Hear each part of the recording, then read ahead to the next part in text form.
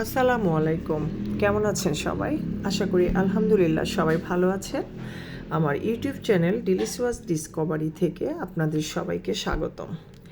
আজকে আমি যে রেসিপিটা নিয়ে আসছি সেটা হচ্ছে বাঁধাকপির পাকোড়া।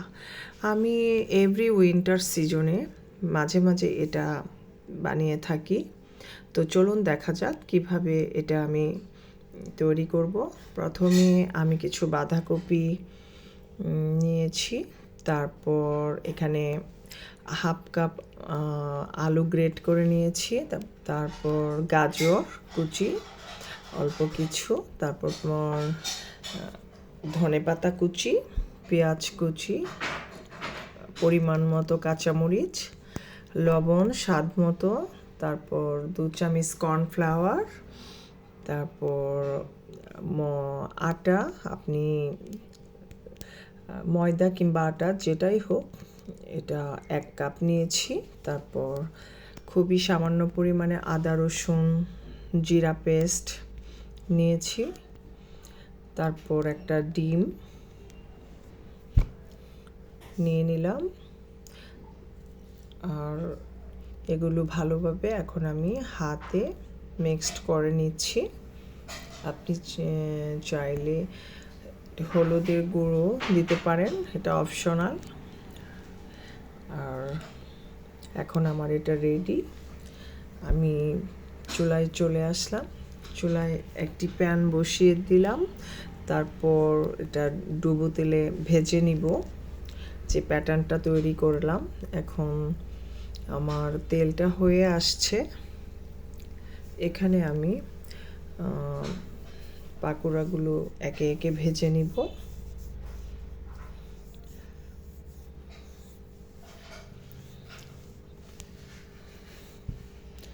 দেন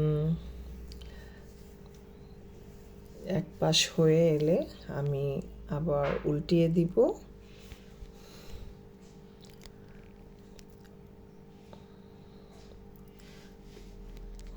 আমার পাকোড়া প্রায়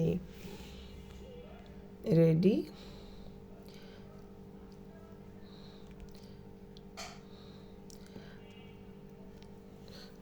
আপনি ডুবো তেলে 3 থেকে 4 মিনিট এটা এপাশ ওপাশ করে ভেজে একটু হালকা বাদামি কালার হবে, তখন আপনি এটা উঠিয়ে নিতে পারেন।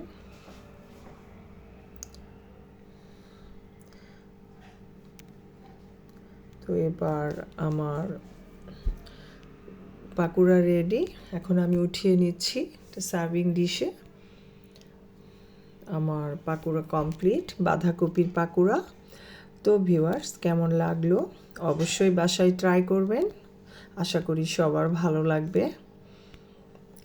আর এটা বিকেলে আপনার স্ন্যাক্স হিসেবেও খেতে পারেন, কিংবা যে কোনো রাইসের সাথেও আপনি এটা খেতে পারেন। সবাই ভালো থাকবেন, আল্লাহ হাফেজ।